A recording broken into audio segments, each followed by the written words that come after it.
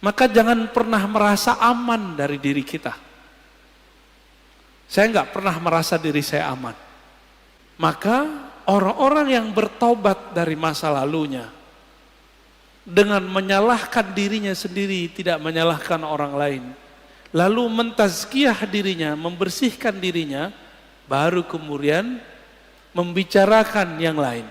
Orang ini sudah mulai naik ke makom berikutnya, an-nafs al-mutmainnah. Ciri-ciri orang tobat, dia suka mencari kesalahan dirinya sendiri, bukan kesalahan orang lain, apalagi kesalahan kelompok lain. Paham? Ada dua, jihad itu fi sabilillah, sedangkan mujahadah fillah. Bisa bedain? Jihad di jalan Allah, kita sedang memperjuangkan agama Allah, itu jihad fi sabilillah. Tapi kalau kita sedang melawan diri sendiri, itu namanya jihad fillah. Jihad mengalahkan diri, memenangkan Allah, itu namanya surat Al-Hajj ayat 78. Ini dalil, bermujahadahlah kamu melawan dirimu untuk menemukan Allah dengan haqqa jihadih, dengan perjuangan yang sebenar-benarnya.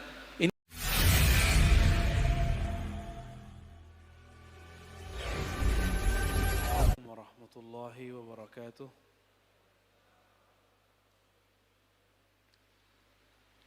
Alhamdulillah rabbil alamin, hamdal hamidin, hamdal mustaghfirin, hamdan yuafi ni'amahu wa yukafi'u mazidah.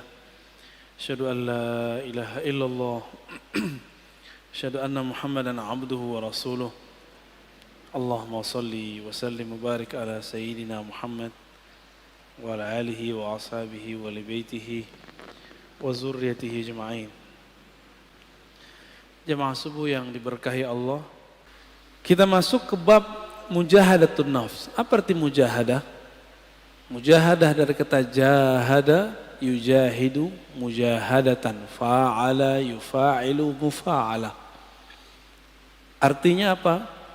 Bazlul juhud fi mukhalafatin nafs. Mengerahkan tenaga semaksimal mungkin untuk melawan kehendak-kehendak buruk dari dalam jiwa. Jam segini enaknya tidur atau ngaji,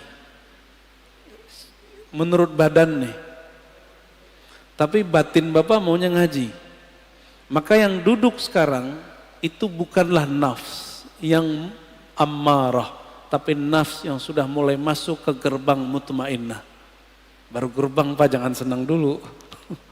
Ya, an-nafs ini jiwa kita, sebagaimana sudah masyhur disebutkan dalam Al-Quran, ada yang disebut innan nafsa, sesungguhnya jiwa, ada yang apa?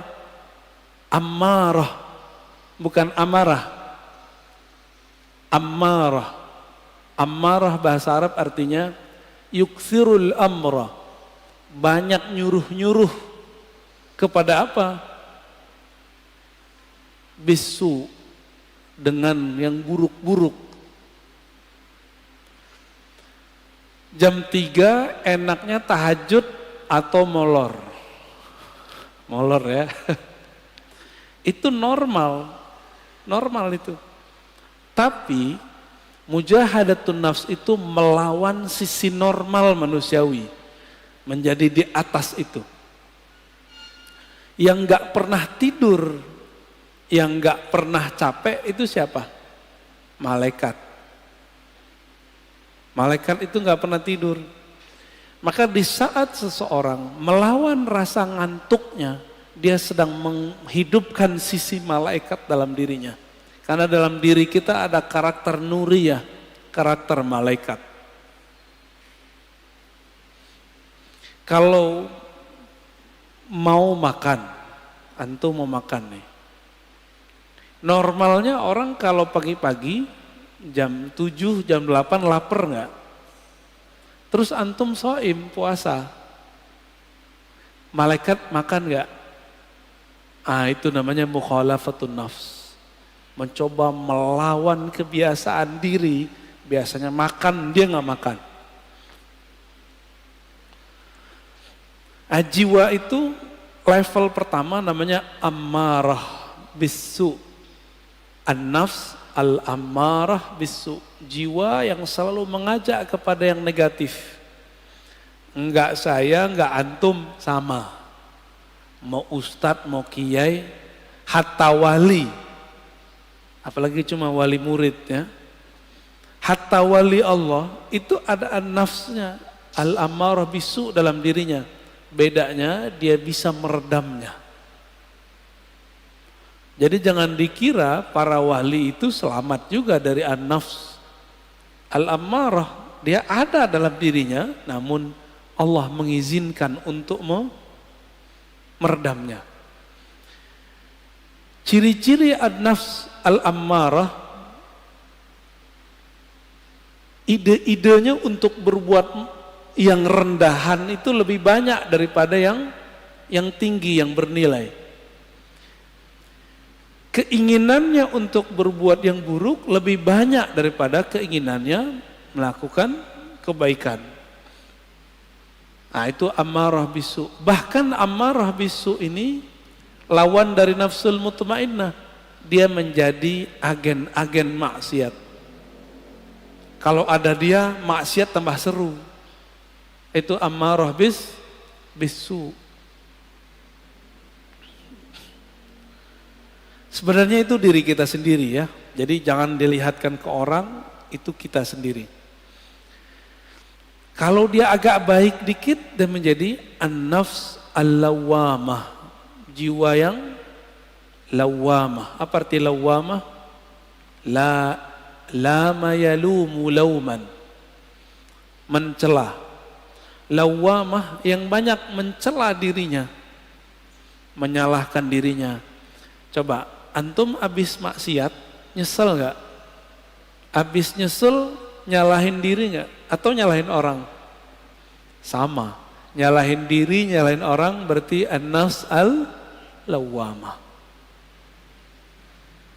Ada penyesalan, lalu mengalamatkan penyesalan itu ke orang lain, ini gara-gara dia nih gitu ya, atau ke diri sendiri.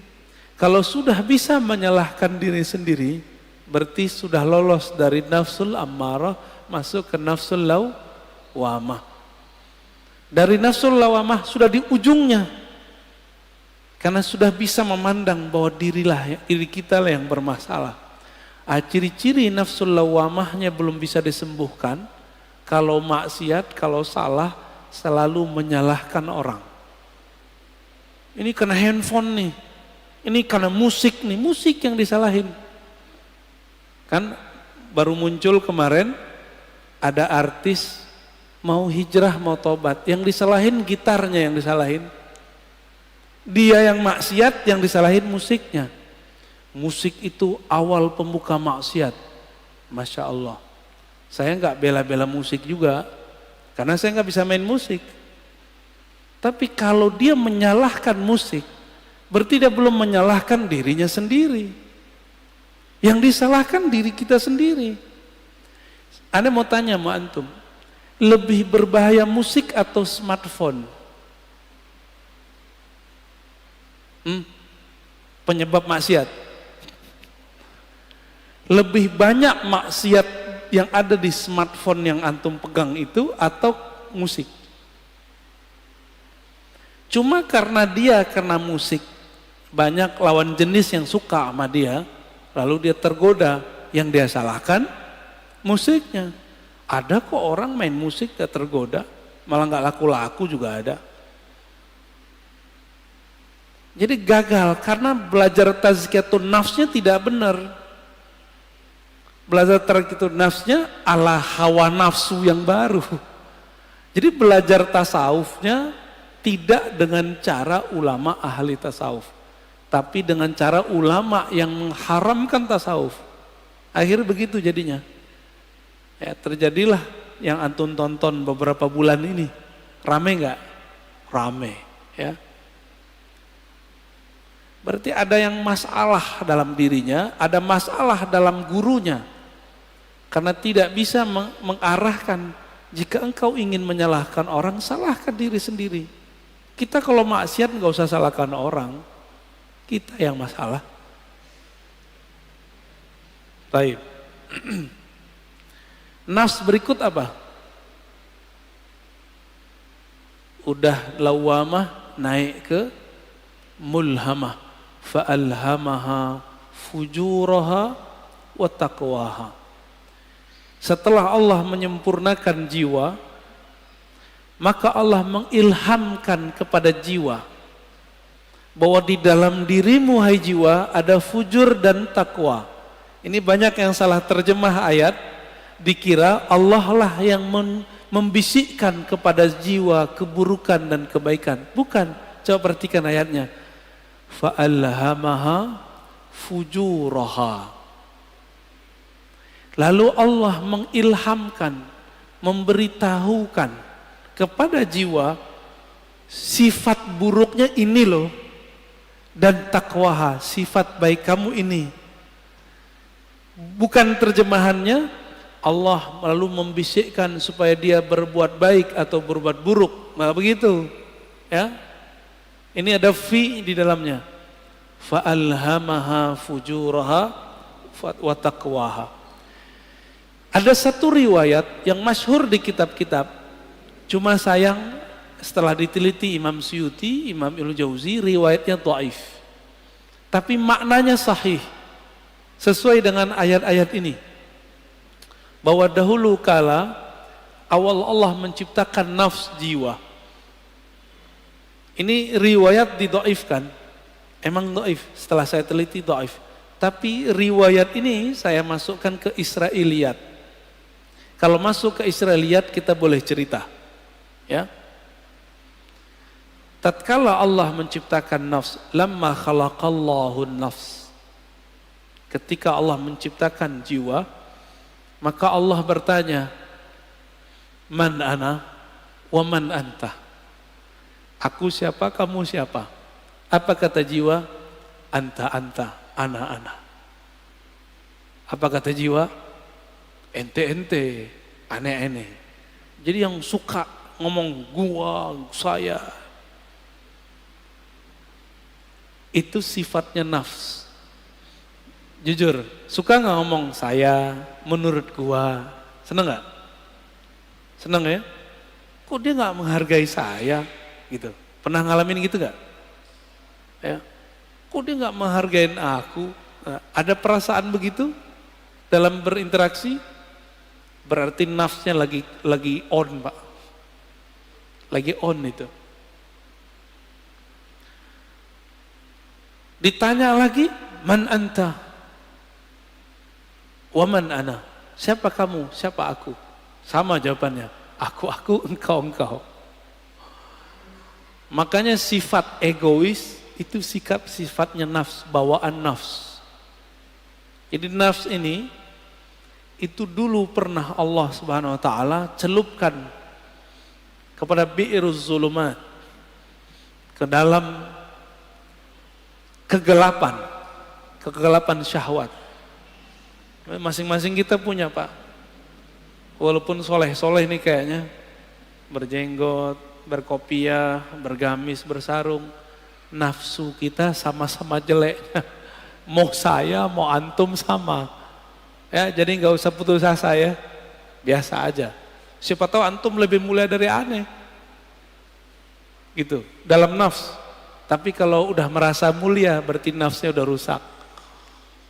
Nafsu udah rusak. Baik. Lalu Allah buatlah nafs itu lapar. Dibuat lapar itu nafs. Sekian ribu tahun dia lapar.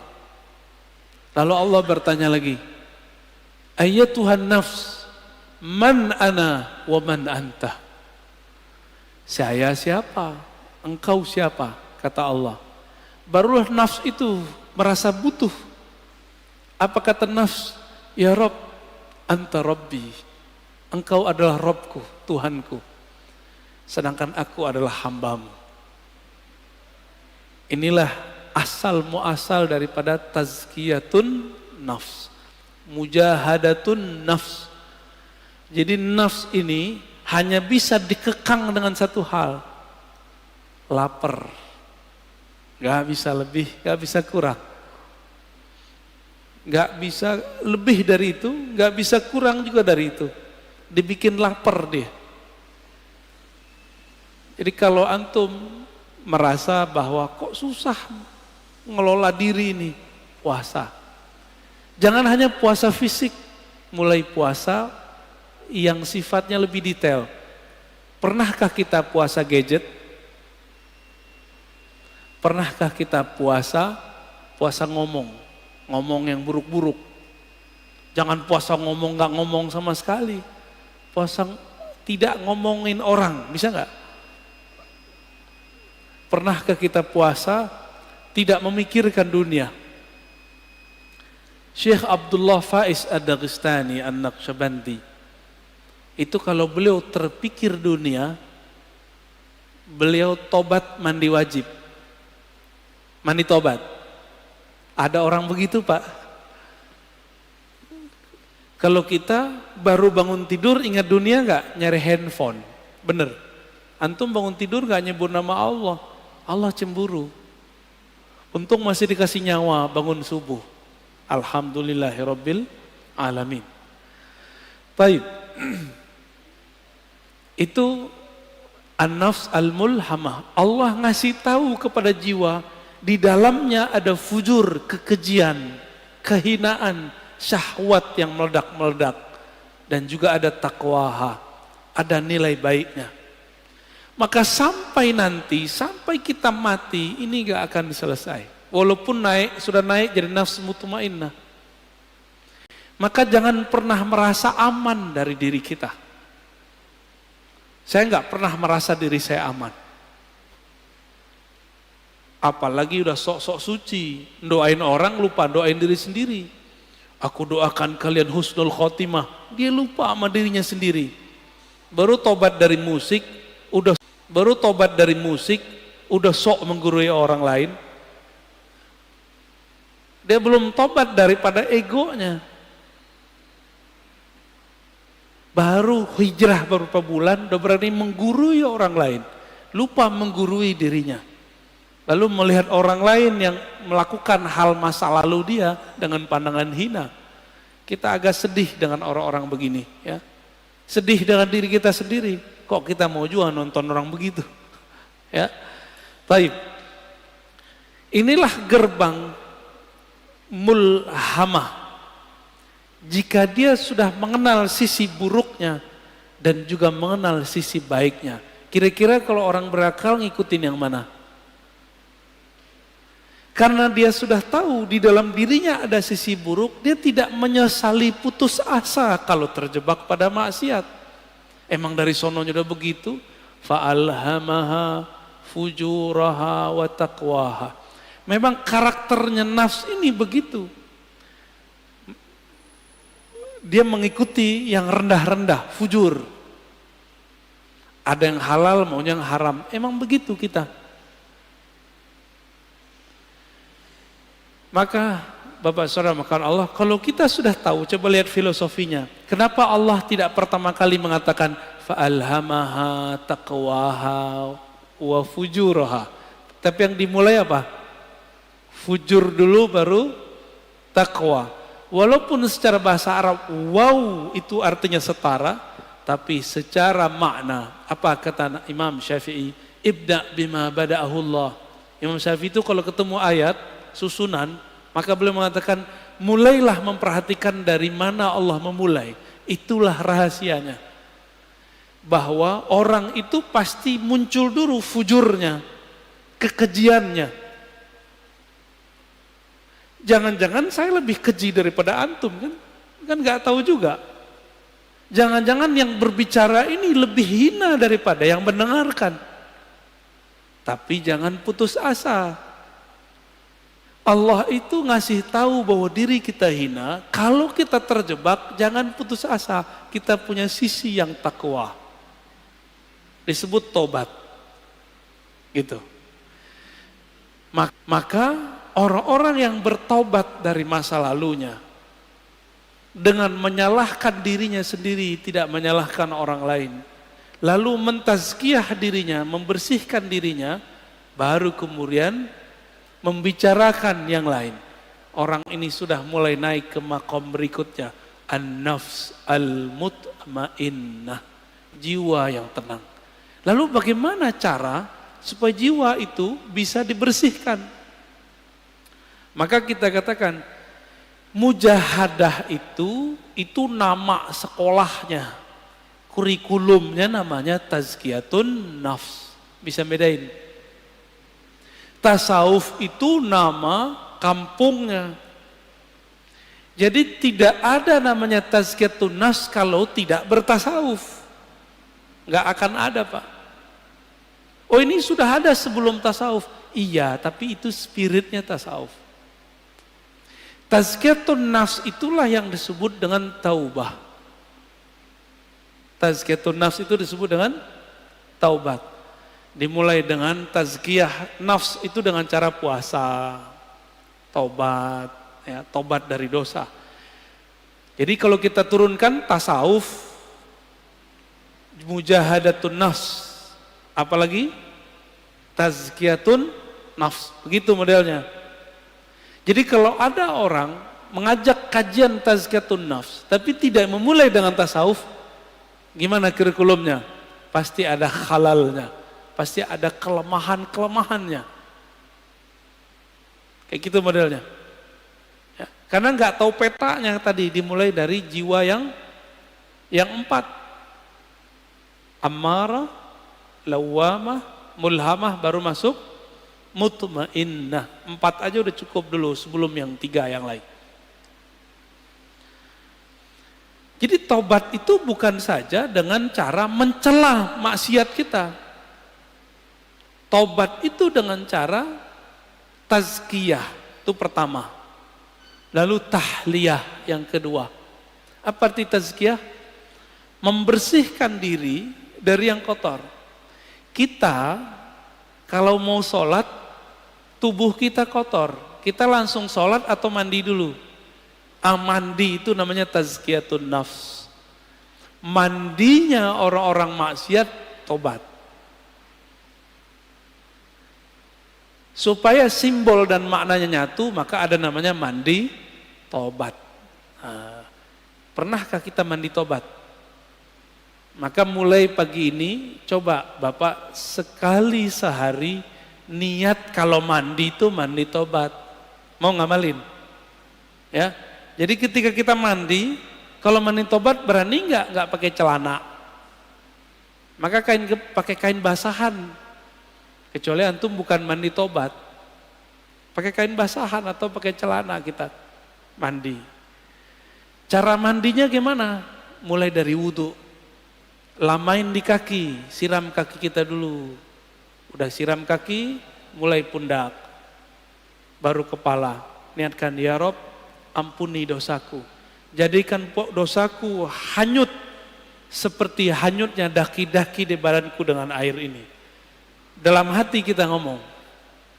Itu cara mandi tobat. Dulu mandi tobatnya cuma diajarkan di surau-surau, zawiyah-zawiyah. Ini sekarang kita bagiin aja lah, ya. Lama amat antum mau jadi orang bener. Kita juga lama menjadi orang bener. Dulu harus ngaji dulu. Nah, sama-sama belajar bener kita, ya. Mau ngamalin ya? Sama-sama kita amalkan mandi tobat. Bid'ah itu Ustaz. Ya, makan aja tuh bid'ah itu. Ini udah diamalkan banyak ulama. Dari mana dalil mandi tobat? Teman-teman, orang masuk Islam mandi nggak? Dianjurkan mandi nggak? Bener. Maka ada mandi dari kafir masuk Islam. Dari situ ulama kita ngambil.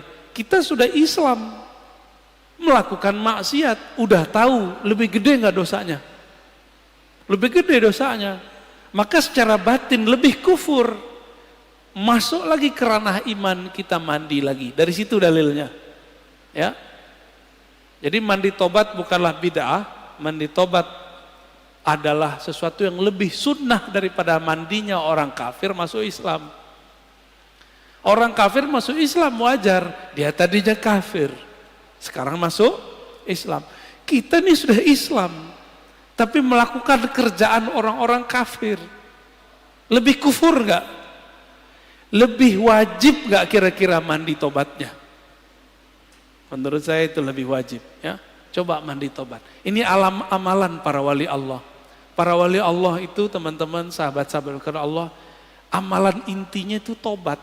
Tobat itu adalah praktek tazkiyatun nafs. Ini ada orang ngaji tazkiyatun nafs tapi nyalahin ini, nyalahin itu nggak benar tazkiyatun nafsnya. Kalau mau jadi diri kita benar, orang lain benar, mulai dari tobat. Tobat itu isinya apa? Muhasabatun nafs wa nadmuha. Menghitung-hitung kesalahan diri lalu menyesalinya. Maka Nabi berkata, an-nadamu taubah. Hadis sahih. Yang disebut tobat itu kamu menyesali. Bagaimana mungkin menyesalinya kalau tidak pernah menghitung kesalahan diri sendiri? Pernah nggak ngitung kesalahan kita? Yang ada kita ngitung kesalahan orang. Kesalahan gitar, kesalahan musik. Musik lagi yang disalahin. Orang teman lagi yang disalahin. Itu di luar nggak ada. Minum khamar. Itu tua, kalau nggak diminum, nggak masalah kan? Masalahnya antum minum itu aja. Baik. Tasawuf dalamnya apa? Mujahadatun nafs. Dalamnya lagi apa? Tazkiyatun nafs. Inti tazkiyatun nafs apa? Taubat. Ciri-ciri orang tobat, dia suka mencari kesalahan dirinya sendiri, bukan kesalahan orang lain, apalagi kesalahan kelompok lain. Paham? Apalagi kesalahan thariqat lain, manhaj lain. Kalau di dunia kerja, ciri-ciri orang yang sudah tobat, pribadi tobat, dia kalau ada kesalahan dalam pekerjaan tim, tidak suka menyalahkan kawannya, tapi dia suka menyalahkan dirinya sendiri. Makanya kemudian prinsip-prinsip agama ini sudah menjadi sistem dalam perusahaan-perusahaan. Ada namanya report, benar. Report, laporan. Laporan harian, laporan mingguan, laporan bulanan, laporan tahunan, benar. Itu namanya muhasabah. Jika orang-orang sekarang bekerja untuk dunia pakai prinsip tobat, kenapa untuk akhirat tidak menggunakan prinsip tobat? Jika ada perusahaan tidak menggunakan sistem report, kira-kira dia punya kemajuan enggak masa depan? Enggak ketahuan dia maju. Dia ngerasa maju tapi enggak maju-maju. Samalah kira-kira begitu. Jika seorang jiwa, suatu kelompok sibuknya dengan kesalahan orang, tidak sibuk dengan kesalahan diri sendiri, spiritualnya enggak naik-naik. Ya, jumlah orangnya bisa tambah banyak, tapi jiwa mereka tidak berkualitas. Di dalam Al-Quran, Allah berfirman, "Wajahidu fillahi haqqa jihadih." Dan berjihadlah, bermujahadalah. Ya. Mujahidu artinya bermujahadahlah. Fillah. Jadi ada dua. Jihad itu fi sabilillah. Sedangkan mujahadah fillah. Bisa bedain? Jihad di jalan Allah. Kita sedang memperjuangkan agama Allah. Itu jihad fi sabilillah. Tapi kalau kita sedang melawan diri sendiri, itu namanya jihad fillah. Jihad mengalahkan diri, memenangkan Allah. Itu namanya surat Al-Hajj ayat 78. Ini dalilnya kita. Kalau orang bertanya dalil, apa dalil mujahadatun nafs? Ini dia.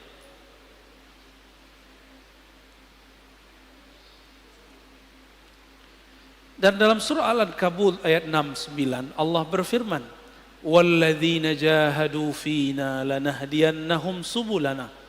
Orang-orang yang bermujahadah, yang bersungguh-sungguh melawan dirinya untuk mendapatkan ridho kami. Lanahdiyannahum subulana. La di situ bukan la tidak, tapi sungguh. Sungguh ada nun taukid di belakangnya. Sungguh aku akan bukakan jalanku, akan tunjukkan subulana. Maka teman-teman, jalannya mujahadah itu banyak. Kalimatnya di sini subul. Apa arti subul? Jamak dari sabil. Subul, sabil artinya tariqah. Subul sama dengan turuk, artinya jalan-jalan. Banyak jalan. Berarti jalan untuk memperbaiki diri itu lebih dari satu. Tidak hanya satu tariqah, bisa banyak tariqah. Tidak hanya satu manhaj, tapi banyak manhaj. Adapun ayat yang mengatakan la tattabi'us subul, jangan ikuti jalan-jalan, itu maksudnya jalan kemusyrikan. Adapun kalau sudah masuk ke dalam Islam, di situ banyak metodologi. Ini dia. Jadi kenapa thariqah itu banyak? Beda sahabat, beda thariqah. Sayyidina Umar itu kalau beliau salah puasa 40 hari, tidak tidur 40 malam. Ada yang kuat thariqatnya Umar? Ada yang kuat thariqat Umar? Bid'ah enggak? Pernahkah Nabi mengajarkan kepada Umar, "Hai Umar, puasalah kamu 40 hari, janganlah tidur 40 malam." Ada enggak dalilnya? Pernah enggak Nabi ngomong? Enggak, Umar dapat 2 ayat ini langsung dipakai. Maka Umar itulah dalilnya, dan itu ada di Sahih Bukhari. Jadi 40 mujahadah, 40 khalwat, puasa siang hari, tidak tidur malam hari, bukan berarti itu over, bukan. Itu thariqahnya sahabat. Ini kita baru zikir 5.000 udah disebut riya. Ya. Kita baru kemudian gak tidur malam hari disebut berlebihan. Umar tiap malam gak bisa tidur. Karena dia merasa bersalah kepada Rasulullah sallallahu alaihi wasallam. Ilmu tazkiyatun nafs ini hanya ada di thariqah sufi. Sekarang banyak orang menyerang thariqah sufi. Kira-kira bisa benar gak dirinya? Gak bisa benar, Pak. Kita mau tazkiyatun nafs, tapi orang ahli tazkiyatun nafs kita serang. Bisa benar nggak kita? Nggak bisa benar. Ya. Tasawuf itu ada menyimpang. Kan kita udah jelaskan dari awal. Tidak hanya di kalangan sufi, di kalangan ahli fikih aja ada penyimpangan, di kalangan ahli hadis aja ada penyimpangan. Apalagi di kalangan sufi. Lalu gimana supaya tidak menyimpang? Maka ilmu itu mesti sanad kepada ahlinya, selesai masalah sebenarnya. Bolak-balik situ aja, Pak, ya. Ini perintah bukan? Wajahidu fillahi haqqa jihadih. Surat Al-Hajj 78. Bermujahadahlah kamu melawan dirimu untuk menemukan Allah dengan haqqa jihadih, dengan perjuangan yang sebenar-benarnya. Ini wajib bukan? Ini bukan sunat, Pak. Maka bertasawuf itu wajib atau sunat? Tidak ada tasawuf tanpa mujahadah, tidak ada mujahadah tanpa tazkiyatun nafs. Itu namanya tasawuf. Berarti tasawuf wajib atau bukan? Wajib gak? Jadi jangan ngomong lagi tasawuf itu sunat. Bertasawuf itu wajib. Dalilnya ini ayatnya. Ma la yutimmul wajib illa bihi fahuwa wajib. Sesuatu kewajiban, ya, nggak bisa kita capai kecuali dengan satu metode atau sekian metode. Maka metode ini wajib ditempuh, wajib dipilih. Ini yang disebut dengan subulana, jalan-jalan kami. Ya, sudah mulai paham? Tapi biasa, mungkinkah Allah membiarkan jalan suci ini aman? Gak mungkin. Maka Allah titipkanlah, ya, ujian bagi orang-orang yang sedang bermujahadah di jalan tasawuf, supaya mereka meragukan tasawuf. Ragunya lewat ustadz juga, karena ustadznya ngomong pakai dalil juga, bahwa tasawuf itu bid'ah, tasawuf itu dari Buddha, tasawuf itu dari Brahmana, tasawuf itu dari Kristen. Yang ngomong begitu kan orientalis. Giliran orientalis ngomong ente percaya, giliran kita yang muslim ngomong ente nggak percaya. Yang paling lucu musim maulid ini mau maulid, ya benar mau maulid. Yang bilang maulid pertama kali dibuat orang Syiah kan orang Syiah. Salafi mengkafirkan Syiah. Tapi giliran informasi tentang maulid ini mereka ambil. Mereka percaya kepada orang kafir bahwa maulid ini dari Syiah. Padahal kita Ahlus Sunnah itu juga punya data sendiri bahwa maulid itu bukan dari Syiah, bukan dari Yesus.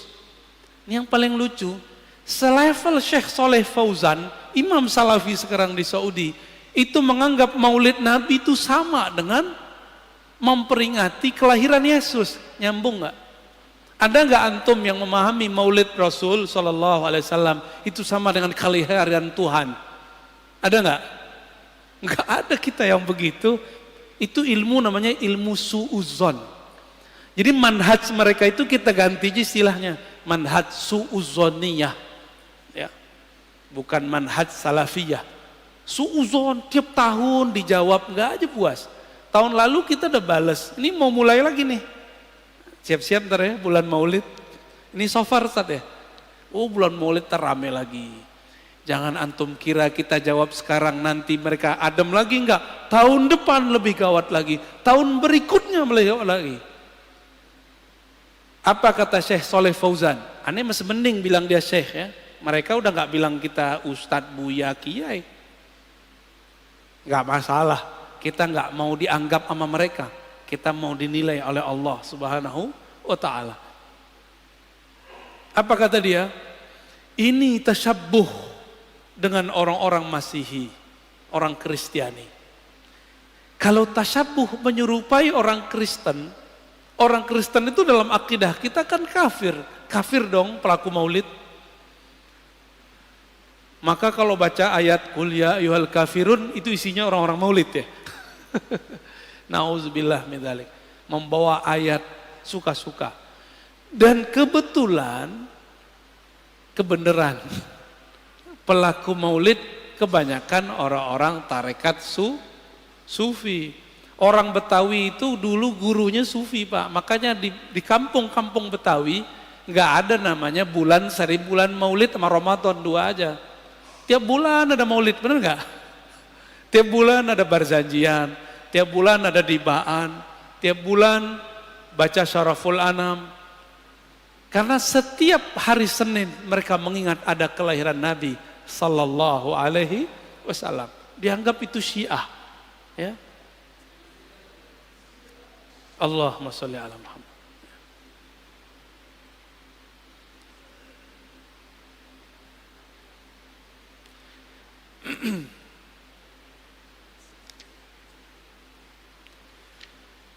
Tadi saya sudah hantarkan bahwa jiwa kita awalnya adalah an-nafs al-ammarah bisu, mengajak kepada keburukan. Tapi karakter jiwa qabiliyatun litaghyir. Jiwa ini bisa dilatih. Allah tadi melatih jiwa pakai apa? Pakai puasa, benar. Maka coba antum latih jiwanya dengan puasa. Masalahnya orang kayak kita ini mau coba latih diri sendiri, sukses nggak? Antum mau coba-coba latihan sendiri, sukses nggak? Orang mau nulis aja harus ada gurunya. Hebat amat antum ketika mau melatih diri sendiri tapi tidak punya guru. Siapa kita? Ada yang lebih tinggi dari Imam Ghazali di sini. Imam Ghazali butuh guru nggak? Berguru dia kepada Abu Ali Al-Farmadi. Imam Nawawi berguru nggak? Berguru. Imam Subuki berguru ke Imam Athaillah Sekandari. Ibnu Athaillah Sakandari pengarang hikam berguru kepada Imam Al-Mursi. Imam Al-Mursi orang alim panjang umurnya, sahibul mukasyafah, berguru kepada Abul Hasan Syazili. Abul Hasan Syazili berguru kepada Ibnu Mashis. Begitu mereka. Muhammad Bahauddin Syah Naqsyaban berguru kepada gurunya Mir Kulal. Mir Kulal berguru kepada Baba Samasi. Hatta Syekh Abdul Qadir Jilani berguru kepada Hamad Ad-Dabbas. Gak ada yang gak berguru. Antum aja yang sok-sok hebat gak berguru, ya. Hebat amat ente gak berguru. Buat torikot sendiri ya. Ya, buat manjat sendiri ya silakan. Man la syaikha lahu la yuflih abadan. Siapa yang tidak berguru tidak akan pernah sukses selamanya. Siapa yang belajar bahasa Inggris gak berguru gak akan sukses berbahasa Inggris. Siapa yang tidak berguru untuk bahasa langit, dia tidak akan bisa berbicara dengan bahasa langit. Itu bahasanya ya, horornya kira-kira begitu. Malaikat itu kan makhluk langit. Jika karakter mereka mau kita pinjam, maka ini bahasa-bahasa mereka kita harus pahami. Bahasanya bukan bahasa mulut. Ya. Maka wajib seseorang itu berguru bertarekat ketika mau tazkiyatun nafs. Gak bisa pengajian kita begini Bapak. Ini cukup untuk keilmuannya. Setelah diilmui baru masuk kepada prakteknya.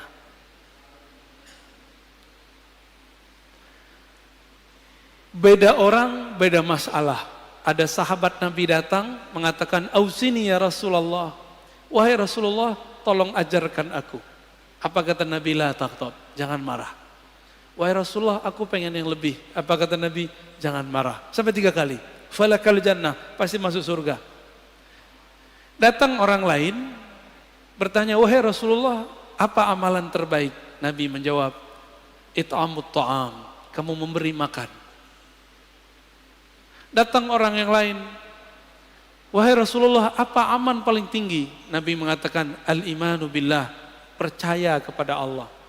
Berarti beda orang, beda cara. Inilah dalil kenapa thariqah itu banyak. Paham? Ustadz saya pusing, kenapa di sono ada Tijaniyah, di sono ada Idrisiyah, di sono ada Naqsyabandiyah, di sono ada Samaniyah, di sono ada Syaziliyah, di sana ada Qadiriyah. Kenapa? Memang dari nabinya sudah begitu. Antara Sayyidah Aisyah beda thariqah dengan Sayyidah Juwairiyah dan Safiyah. Sayyidah Aisyah thariqatnya thariqat ma'rifat, ngaji. Sayyidah Safiyah thariqatnya thariqat zikir.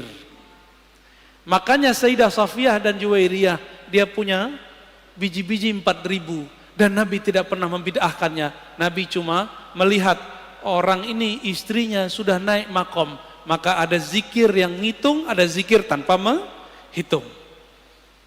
Enggak seperti kelompok sebelah bilang ini menghitung bid'ah. Enggak ada di lafaz hadisnya bid'ah. Malah Nabi biarin itu ya. Sedangkan Sayyidah Aisyah thariqahnya ngaji. Maka Aisyah itu kalau di rumah debat mulu. Debat sama Nabi.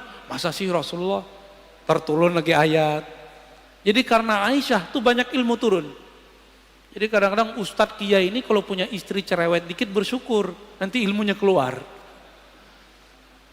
Apalagi wali ya. Wali itu ujian paling beratnya istrinya sendiri. Serius. Ya.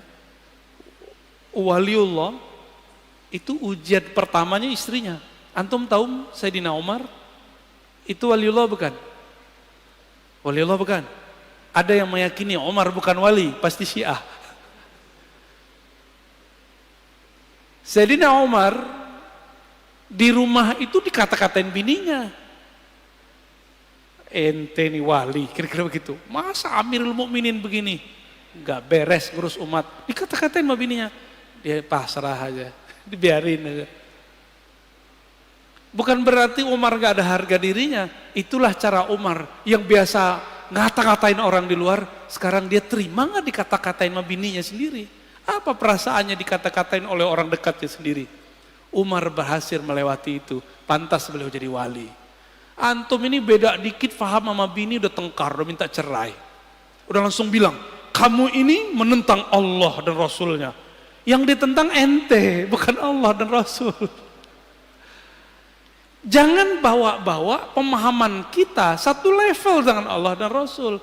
Pemahaman kita ini bisa salah. Allah dan Rasul tidak pernah salah. Istri suka posting dirinya, jangan langsung dihardik. Pelan-pelan, Dek. Setiap nikmat itu pasti ada yang iri. Kamu begini ntar ada yang iri, urusan dia. Ntar lama-lama pasti ada yang ngecengin tuh cewek, ya istri kita tuh, atau pasangan kita, atau adik kita, atau teman kita. Nanti dia sadar sendiri. Lama pelan-pelan aja. Kamu kalau tidak take down itu foto, video, saya jatuhkan talak 1. Gak begitu caranya. Gak begitu caranya. Allah aja pelan-pelan mendidik nafs. SP1 ya kan? Wahai nafs, wahai jiwa, aku siapa, engkau siapa. Sampai yang ketiga baru dididik, dikasih ancaman. Gak dikasih makan. Begitu caranya ya. Jadi jangan main SP aja baru ngaji berapa kali. Baru santri kilat, belum santri beneran. Udah belagu aja kayak santri ya. Antum belajar torikotnya sih bagus, antumnya nggak bagus. Jangan bawa-bawa kemurnian torikot itu menjadi standar kita. Ya. Man zayyana zahirahu bil mujahadah, hassanallahu sarairahu bil musyahadah. Guru Imam Abul Qasim Al-Kushairi, namanya Abu Ali Ad-Daqqaq. Abul Qasim Kushairi ini punya murid Abu Ali Al-Farmadi. Abu Ali Al-Farmadi punya murid namanya Ghazali dan Yusuf Al-Hamadani. Yusuf Al-Hamadani umurnya panjang, ilmunya sama dengan Ghazali. Yusuf Al-Hamadani punya murid namanya Imam Abdul Khaliq Ujudawani, melahirkan nanti Thariqat Naqsyabandiyah di Uzbek. Di Baghdad dia punya murid Abdul Qadir Jilani, muridnya mendirikan Thariqat Al-Qadiriyah. Makanya Qadiriyah Naqsyabandiyah ini gak boleh tengkar Pak, ini saudaraan, karena syekhnya ke atas ketemu. Ya, kakek gurunya namanya Abu Ali Ad-Daqqaq menurunkan sebuah rahasia. Kenapa kita mesti mujahadah? Man zayyana zahirahu bil mujahadah. Siapa yang menghiasi dirinya, menyibukkan dirinya yang zahir. Yang zahir ini puasa, banyak ruku sujud, banyak tobat, banyak menempa diri jiwanya. Maka Allah akan sempurnakan, indahkan sirnya. Hassanallah sarairahu bil musyahadah. Allah akan bukakan jiwanya dengan menyingkap sesuatu tentang dirinya. Dan syukur-syukur sampai kepada musyahadah, memandang kepada nama Allah, fiil perbuatan Allah, sifat Allah, syukur-syukur Allah tunjukkan ihsan bertemu dengannya. Maka orang-orang yang tidak sibuk mendidik dirinya karena dia tidak punya guru, orang-orang ini tidak akan pernah sampai kepada Allah. Kenapa? Mikir, ini antum kalau nggak punya guru, mandang zikir 100 aja lama. Tapi kalau punya guru, jangankan 100, 70.000 aja dijabanin. Coba aja kalau punya guru. Sekarang coba sebut zikir 70.000, kebayang berat nggak? Jangan dengan 70.000. Kita bilang zikir ya pagi sore 1000, antum pasti langsung kabur. Ya, tidak boleh ikut kajian saya kecuali paginya dan sorenya zikir 1000. Pasti nggak ada yang datang. Atau doang. Ya. Itu zikir. Nah, nanti ada bab setelah ini, insya Allah di bulan depan kalau umur kita panjang. Pengurus mintanya 2 kali. Tapi kalau 2 kali sayanya nggak kuat ya. Semoga nanti ada waktu. Nanti ada bab tentang zikir. Jadi jangan langsung ke zikir, mujahadah dulu diri baru masuk ke zikir.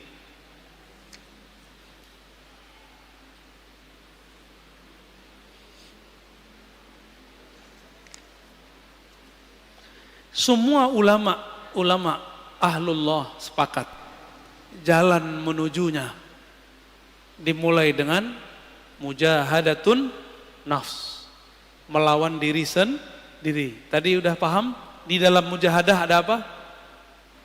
Tazkiyatun nafs. Dalam tazkiyatun nafs ada apa? Taubat. Maka at-taubah bidayatut thariq ilallah. Taubat itu spirit dari tazkiyatun nafs adalah awal dari membuka jalan menuju Allah. Siapa yang tidak mulai dari jalan ini, maka dia tidak akan sampai kepada Allah. Mata tolong hati-hati hijrah. Hijrahlah fikrah dengan pemahaman yang benar. Hijrahlah mazhab dengan mazhab yang sahih. Hijrahlah thariqah. Dari thariqah nyalahin orang, serang nyalahin diri sendiri. Dari thariqah memandang aib orang, memandang aib diri sendiri. Disebutkan di kitab ini bagian terakhir yang mau kita katakan. Orang yang di dalam dirinya masih ada aib, pasti memandang orang lain dengan aib. Ini rumus.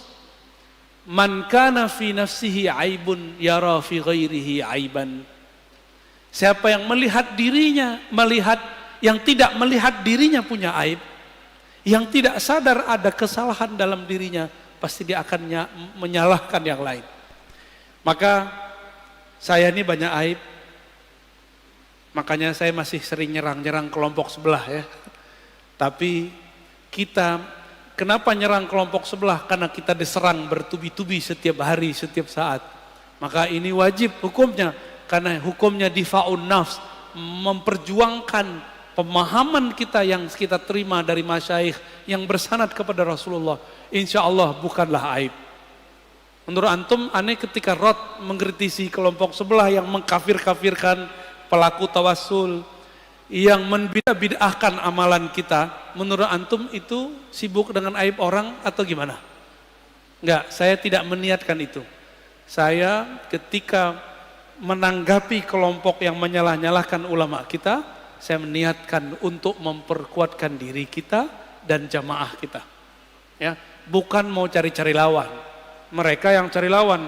Kita dari dulu ibadah tenang-tenang aja kok ya.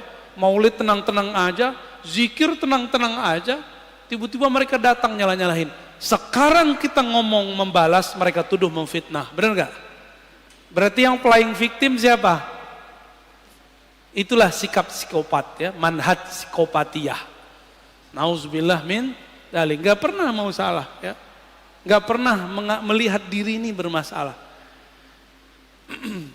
Baik, cukup Ustaz. Dah. Dan teman-teman di ujung kita katakan, tidak ada orang yang aman. Kenapa? Karena qalbu hamba baina isba'ain min asabi'ir rahman, di antara jari-jari Allah. Kalau ini jari, kan bebas-bebas mau diapa-apain. Maka jangan pernah merasa sok suci. Ya. Setiap hari antum harus menuduh diri sendiri, bukan menuduh orang lain. Maka ciri-ciri orang yang sudah lolos tazkiyatun nafs level 1, dia sudah mulai menuduh, jangan-jangan aku nih yang masalah. Ya. Maka di akhir beliau mengatakan, apa kata beliau? Al-mujahadah aslun min usulit tariq as-sufiyah. Mujahadah itu adalah pokok ajaran sufi. Wa man haqqaqal usul nalal wusul.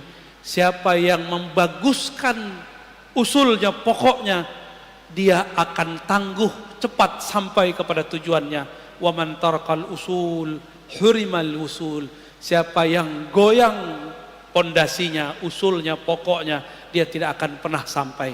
Biarlah mesin mobil kita, ya mesin lama yang penting jalan, daripada mesin baru nggak pernah jalan.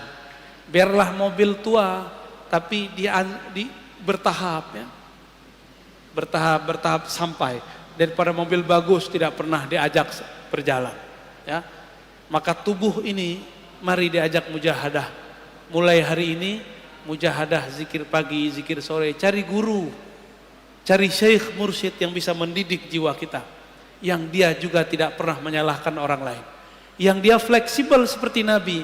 Jika orang ini datang diajarkan dengan zikir A, jika orang ini datang zikirnya A tapi jumlahnya tidak sebanyak B, jika orang ini datang kemudian beliau pun lebih fleksibel. Begitulah ciri-ciri al-mursyid kamil mukammil. Dia bisa memahami muridnya, bukan pengen dipahami muridnya. Wassallallahu ala Muhammad. Fadhal.